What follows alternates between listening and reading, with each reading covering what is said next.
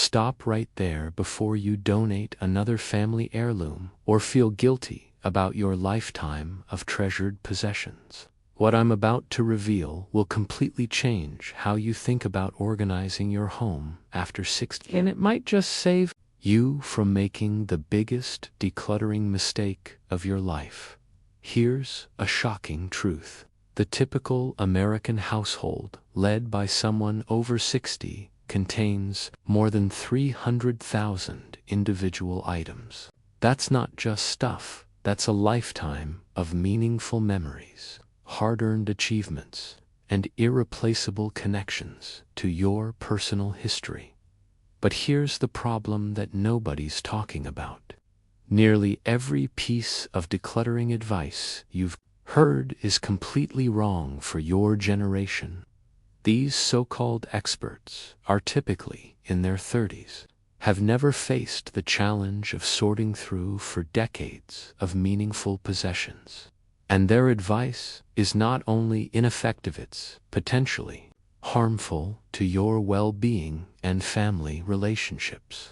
If you're tired of feeling overwhelmed by generic decluttering advice that doesn't understand your unique situation, you're in the right place.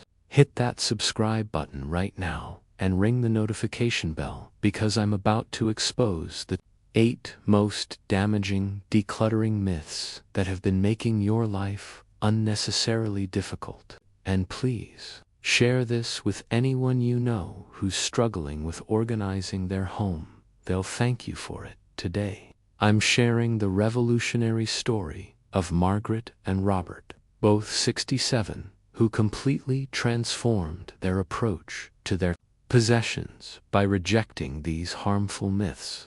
Their breakthrough method is so effective that their adult children now seek their advice on home organization. Stay with me until myth number 5. It will fundamentally change how you decide what deserves space in your home. Meet Margaret and Robert, a revolutionary transformation. Margaret and Robert, both 67 years old, dedicated their careers to serving others. She, as a pediatric nurse for 42 years. He, as a beloved high school mathematics teacher for 38 years. After retirement, they found themselves living in a spacious 5-bedroom colonial home that had become a repository for decades of meaningful accumulation. Their home contained layers of life, cherished family heirlooms passed down through generations, artwork created by their children during school years, professional recognition awards from distinguished careers, travel mementos from adventures around the world, and thousands of photographs documenting a rich, full life. Our home wasn't cluttered in the traditional sense, Margaret explains. It was saturated with significance. Every room told a story, but the stories were becoming overwhelming rather than comforting.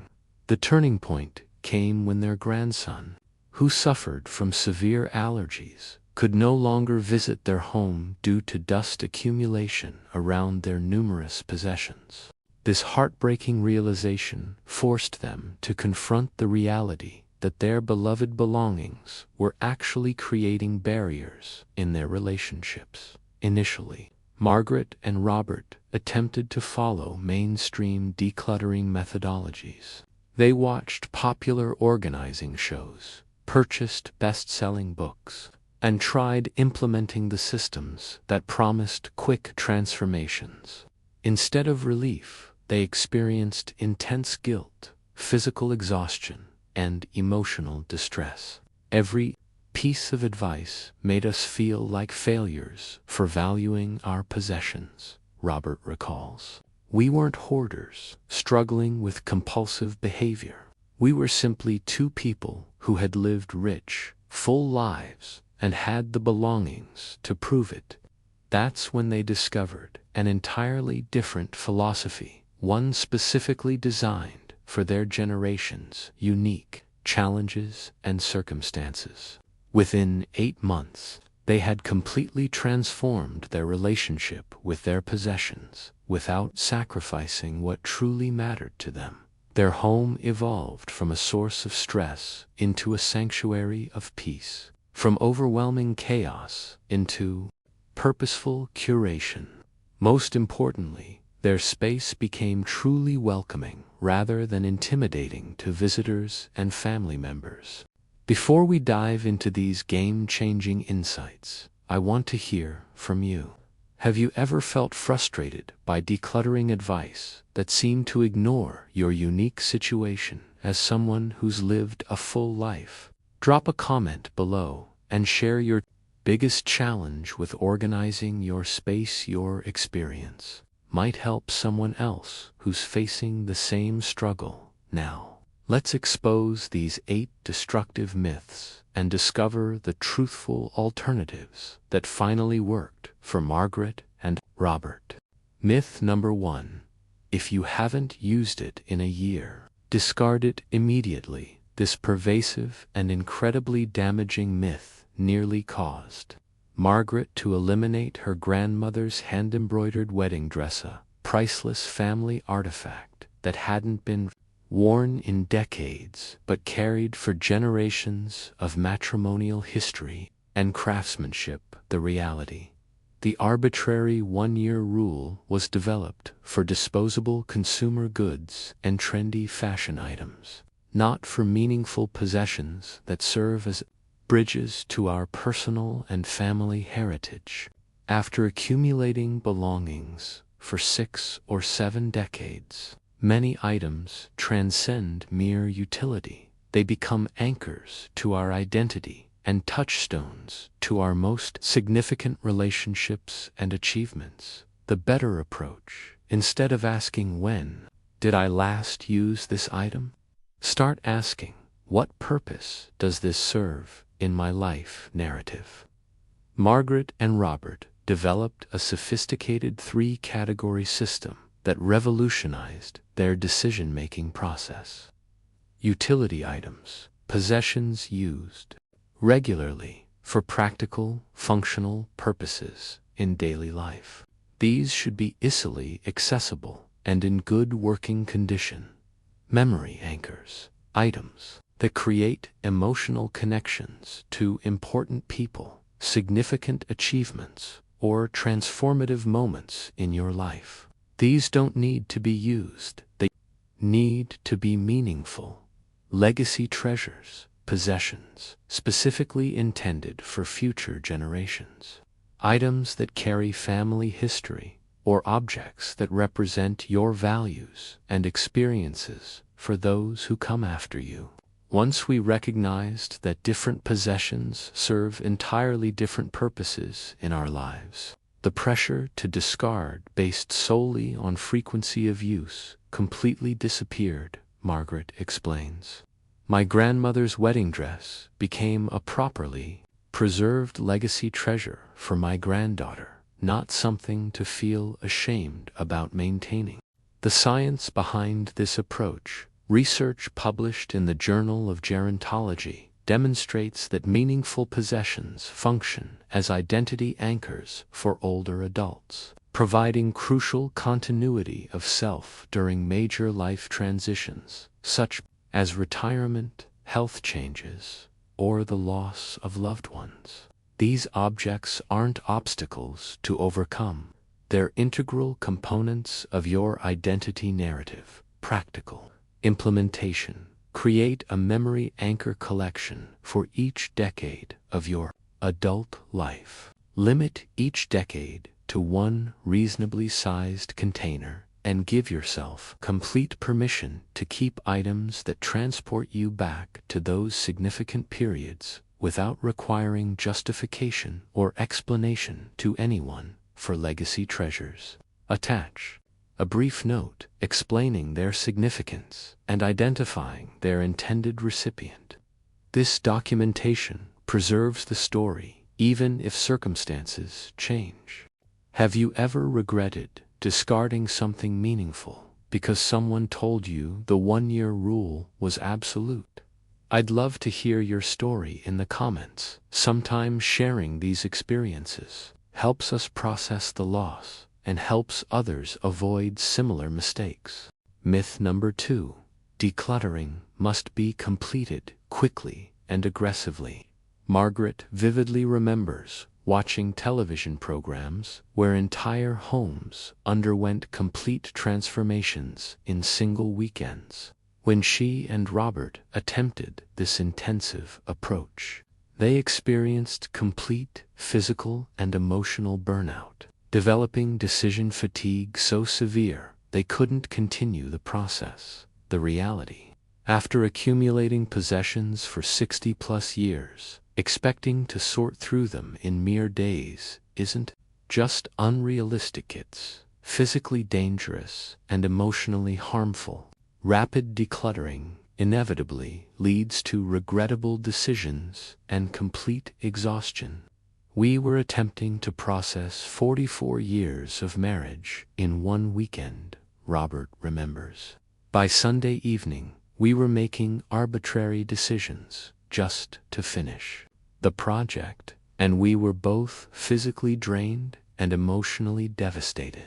The better approach, the 5-5-5 method that Margaret and Robert developed: 5 minutes of decluttering, 5 items per session, 5 sessions per week. This gentle, sustainable approach acknowledges both the physical limitations that often accompany aging and the emotional weight involved in sorting through a lifetime of significant possessions.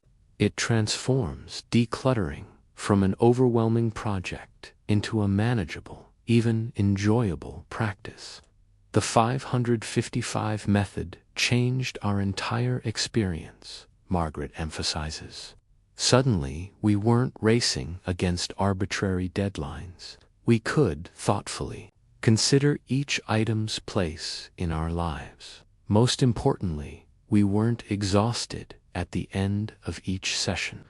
We actually began anticipating our decluttering time because it felt achievable and productive. The science behind this method, cognitive research, confirms that decision-making is a finite resource that becomes depleted with overuse. Older adults experience decision fatigue more rapidly when confronted with emotionally charged choices. Brief, focused sessions preserve mental energy for high-quality decisions rather than rushed judgments. Practical implementation: establish a dedicated decluttering station in your home, a comfortable chair with excellent lighting, a sorting container, and perhaps some refreshments. Transform this into a pleasant ritual rather than a dreaded chore. Use a timer to maintain the 5-minute limit and celebrate each completed session as a genuine accomplishment. The consistency of regular, brief sessions ultimately produces far better results than sporadic marathon efforts that leave you exhausted and discouraged. Myth number 3. Minimalism should be everyone's ultimate goal. Robert was particularly affected by this misconception. As a former mathematics teacher, he had accumulated hundreds of educational books, heartfelt letters from students, teaching awards, and professional memorabilia that documented his 4-decade career in education. When he attempted to embrace minimalism, he felt like he was systematically erasing his life's most meaningful work. The reality: minimalism represents a personal aesthetic preference, not a moral imperative or universal standard. While it works beautifully for some individuals, many people over 60 find that thoughtful, curated abundance is more appropriate and emotionally fulfilling. Your goal should be creating a home environment that supports your current lifestyle while honoring your complete life journey. I tried to become a minimalist because that's what every expert recommended, Robert explains. I eliminated books I had treasured for decades, only to repurchase some of them later. I felt like I was trying to erase my professional identity to conform to someone else's vision of the ideal home.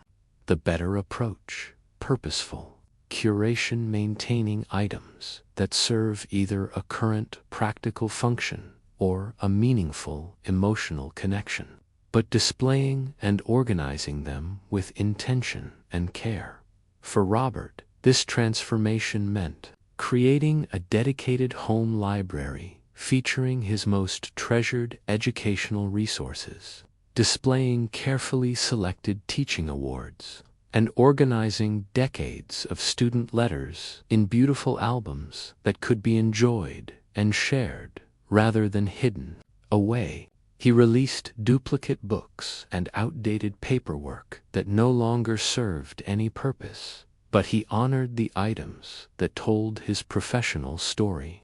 Now visitors enter our home and immediately understand who we are and what we've valued throughout our lives, Margaret observes. Our space isn't sparse or cold, but everything has a designated place and clear purpose. Our home tells our story without overwhelming anyone who enters.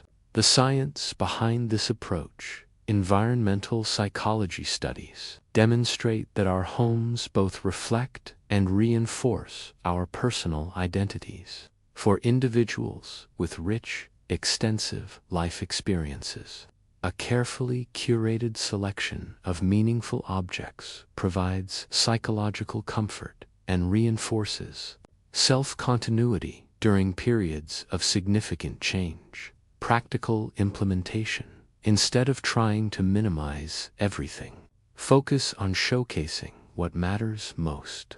Create legacy displays, shadow boxes, rotating photo walls, or dedicated shelves that highlight your most meaningful collections.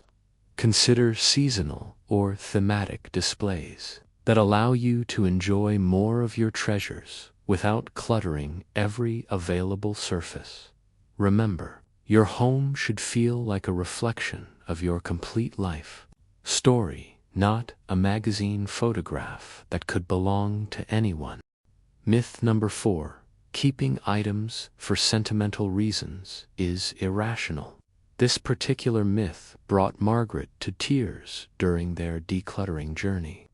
After losing her beloved sister to cancer, certain items, her sister's silk scarf, handwritten recipe, cards, and even seemingly ordinary objects they had purchased together during shopping trips, became precious. Irreplaceable connections to cherished memories. The reality, sentimental value, represents genuine, legitimate value, especially as we age and experience multiple losses. Research consistently shows that meaningful objects provide emotional comfort, preserve crucial family narratives, and help individuals process grief in healthy ways. The key isn't eliminating sentimental items, it's curating them with intention and purpose. A popular organizing expert told me that keeping my sister's belongings wouldn't bring her back, Margaret recalls with visible emotion. But that completely missed the point of why these items mattered to me. These possessions weren't about denying the reality of death. They were about celebrating and maintaining the connection to a relationship that had shaped my entire life. Better approach: the heart connection, inventoria, deliberate, thoughtful process of identifying, documenting, and properly preserving truly meaningful sentimental items. Margaret carefully selected the most emotionally significant items that connected her to her sister's memory. She photographed each piece and wrote detailed descriptions of the specific memories attached to them. Some items, like the handwritten recipe cards, were professionally framed and displayed in her kitchen, where she could see them daily. Others were carefully stored in a beautiful memory box designated specifically for items connected to her sister. The crucial element was being selective, while honoring these important connections, rather than dismissing them as irrational or unhealthy. Now, when I see her lemon bar recipe framed in my kitchen, I smile with warm memories instead of crying with fresh grief, Margaret shares. It's not clutter taking up space, it's a daily connection to someone who will always be part of my story. The science behind this approach, therapeutic research, confirms that physical objects can function as transitional objects that help us maintain healthy connections to those we've lost. For older adults who have experienced multiple significant losses, these items provide emotional continuity and psychological comfort during difficult transitions. Practical implementation: create designated memory vessels, beautiful boxes, or photo albums specifically designated for particular people or significant periods in your life. Limit yourself to what fits comfortably in each vessel, but don't feel guilty about keeping what truly connects you to loved ones. Add written notes explaining the significance of each item for future generations who may not understand the connection. Have you been made to feel guilty for keeping sentimental items that connect you to loved ones? How do you balance honoring important memories while preventing your space from becoming overwhelming? I'd love to hear your approach in the comments below. Myth number 5. Your adult children want all your heirlooms and collections. This revelation was perhaps the most difficult and surprising for both Margaret and Robert to accept. They had been carefully preserving complete china sets, extensive stamp collections, antique furniture pieces, and multiple family heirlooms, with the assumption that their adult children would treasure these items with the same intensity and appreciation.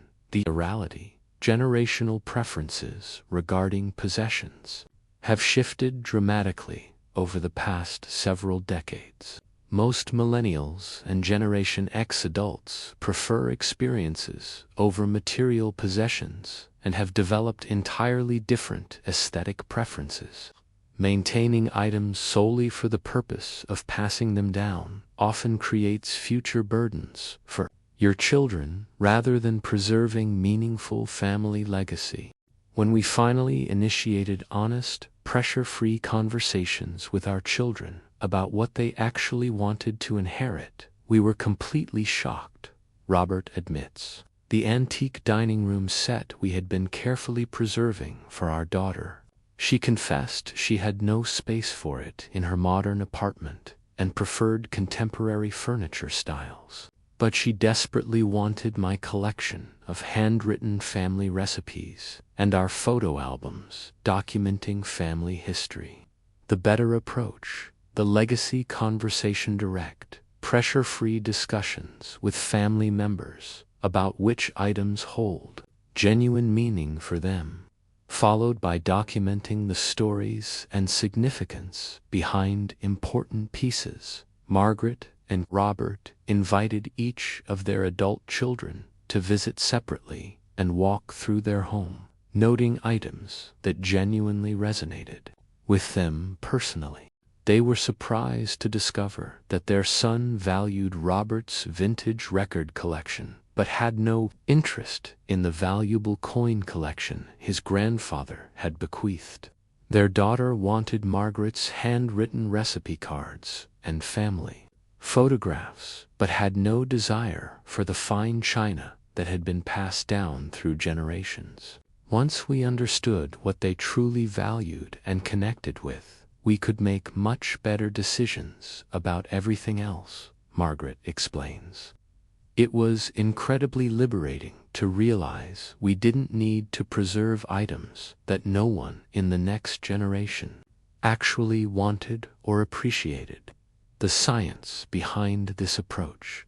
Intergenerational studies reveal that while physical objects may matter less to younger generations, the stories, history, and emotional connections behind them remain deeply important and valued. Documenting the narrative and significance can preserve the legacy, even when the physical objects themselves aren't maintained by the family. Practical implementation. Create comprehensive digital or written records of your most treasured items. Histories: who created them, how they were acquired, their historical context, and why they hold significance for your family. This provenance journal preserves the legacy and meaning, even if the physical items eventually find new homes outside the family. Consider creating video recordings of yourself telling the stories behind important family pieces. These recordings become treasured family documents that preserve not just the information, but your voice and personality, sharing these meaningful connections. Were you surprised to discover which items your children or grandchildren actually wanted to inherit? Have you had this potentially difficult but important conversation with your family yet? Share your experience. It might encourage others to have these crucial discussions. Myth number 6. You simply need better storage solutions. Robert laughs now when he remembers their container phase, a period when they believed their clutter challenges could be solved by purchasing more sophisticated, expensive storage systems and organizational products. Our basement became filled with empty storage containers, while the actual clutter remained upstairs in our living spaces, Robert recalls. We were literally storing our storage solutions instead of addressing the fundamental issue. The reality. For individuals over 60 who have spent decades accumulating possessions, storage solutions often mask the problem rather than solving it, and can actually enable continued accumulation without addressing the root cause.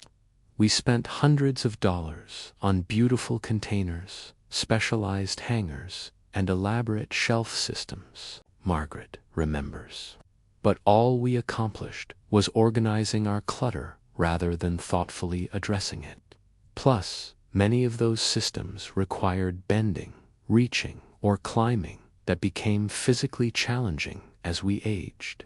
The better approach, the one in, two out system combined with the prime real estate principle, Margaret and Robert established a firm rule: for anything new entering their home, 2 similar items had to be removed. Additionally, they identified the prime real estate throughout their home spaces that were easily accessible without. This approach forced us to make intentional decisions about what deserved our most accessible spaces, Robert explains. Suddenly, we were evaluating potential new purchases, not just on whether we liked them, but on whether they were valuable enough to displace existing items we had already chosen to keep. The science behind this method. Accessibility studies demonstrate that as we age, our functional living space naturally contracts to areas that remain comfortably reachable without physical strain. Items stored in difficult-to-access locations often become effectively unusable, regardless of their practical or emotional value. Practical implementation. Create a detailed map of your home's accessibility zones, categorizing spaces by how easily you can reach them without physical strain or safety concerns. Reserve the most accessible areas for frequently used items and be extremely selective about what earns this prime placement.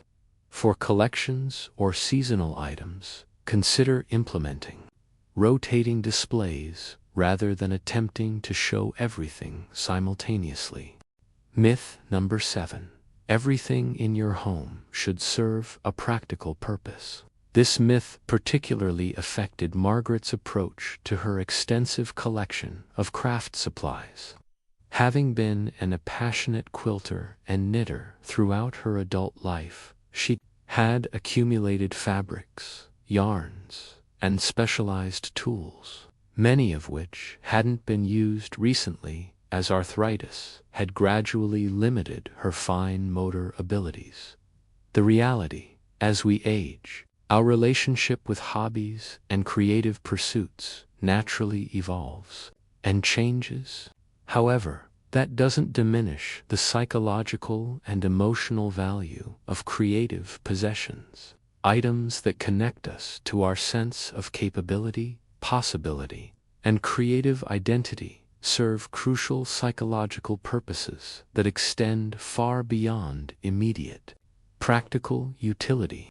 I was told to donate all my quilting supplies since I hadn't completed a full quilt in over 2 years, Margaret shares. But sitting with my fabric collection, planning potential projects, and even just organizing my materials brought me genuine joy and satisfaction. Eliminating them felt like admitting I would never create anything meaningful again.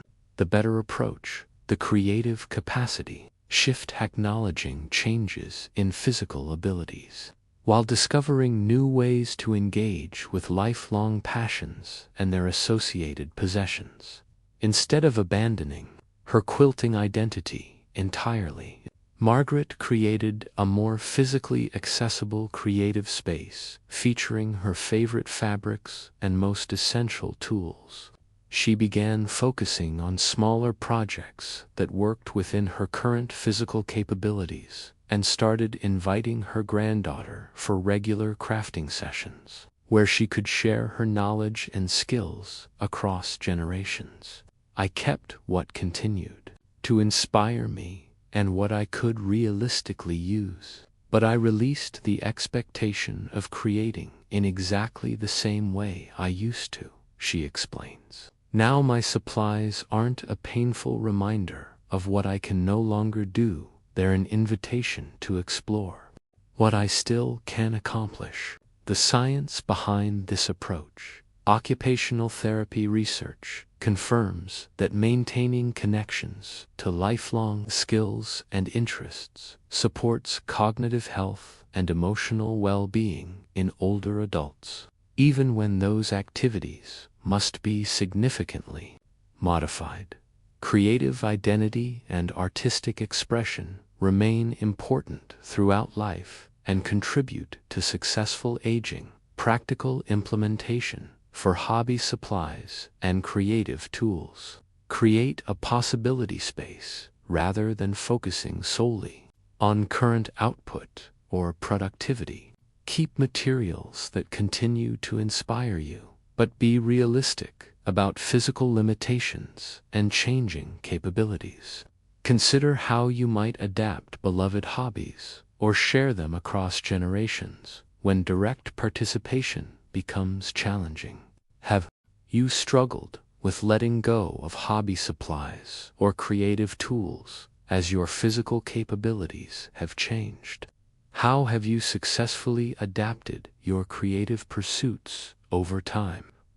Share your wisdom. Your experience might inspire someone else facing similar challenges. Myth number 8. Decluttering works the same regardless of your age. This was the fundamental realization that completely transformed Margaret and Robert's entire approach to their possessions. After multiple failed attempts following generic one-size methodologies, they recognized that decluttering after decades of accumulation requires an entirely different framework and philosophy. The reality, decluttering in your 60s, 70s, and beyond isn't simply about creating an Instagram-worthy home or following the latest organizing trends. It's fundamentally about life review, legacy creation, and thoughtfully preparing both your physical space and your loved ones for inevitable transitions ahead. Every popular decluttering book or television show seemed to be created by or for Someone in their 30s or 40s, Robert observes. They completely missed the emotional complexity and practical realities of sorting through a lifetime's worth of meaningful accumulation, plus the physical challenges that often accompany aging. The better approach, the life season method, recognizing that decluttering in your senior years is about honoring your complete past while creating appropriate space for your current season of life. Margaret and Robert developed a comprehensive system that viewed decluttering not as elimination or minimization, but as thoughtful curation of their life story. They focused first on safety and accessibility, ensuring their home environment supported their changing physical needs and capabilities. Then they addressed the narrative quality of their possessions, how their home told their story, and what legacy they wanted to create for future generations.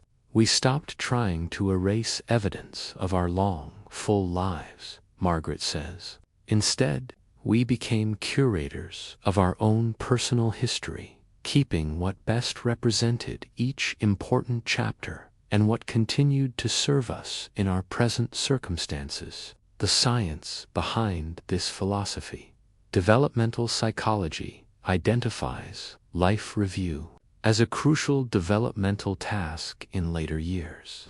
Thoughtful engagement with meaningful possessions can support this important process, helping individuals integrate their life experiences while adapting to current circumstances and preparing for future transitions. Practical implementation. Approach decluttering as creating a personal life museum. What exhibits from each significant period of your life best represent who you were and who you've become? What deserves prominent display and what can be documented and released? Consider creating comprehensive memory books that preserve the stories and significance of items before letting the physical objects go.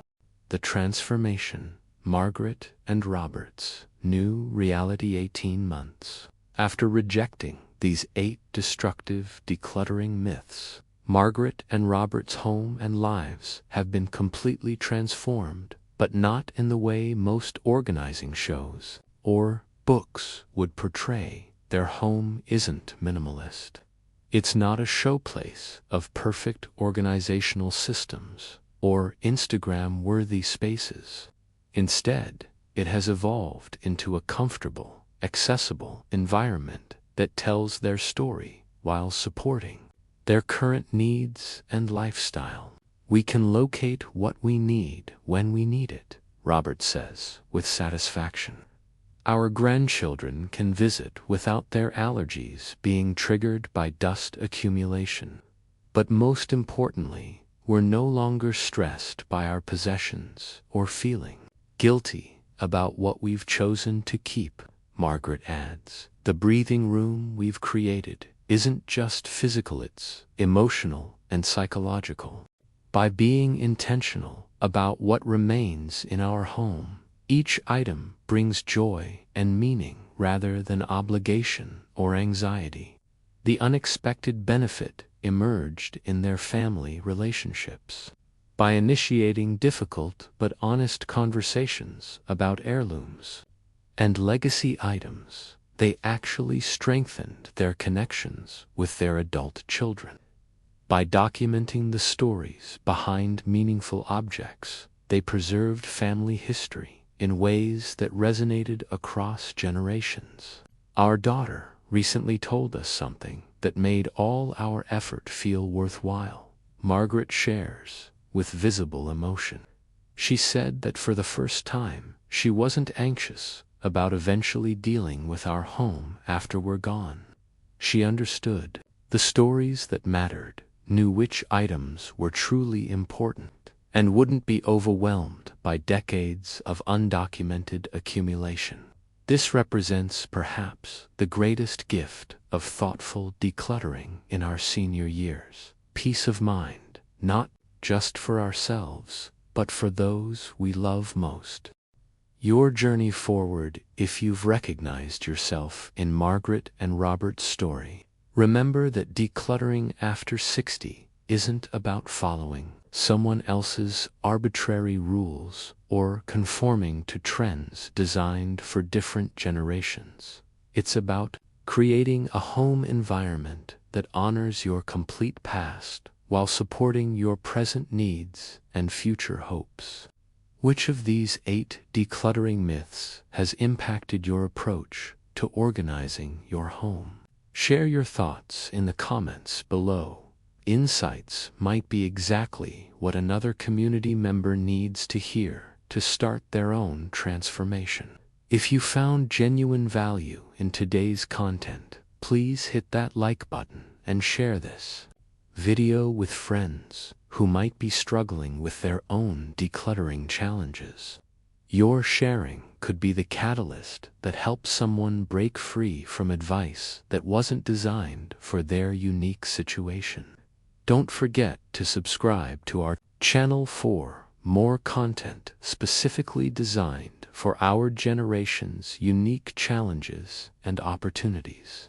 We understand that your needs are different, your experiences are valuable, and your approach to creating a meaningful home should reflect your complete life story. Remember, you're not trying to erase evidence of a life well lived. You're curating the best of your story while creating space for whatever comes next. That's not just decluttering, that's wisdom in action.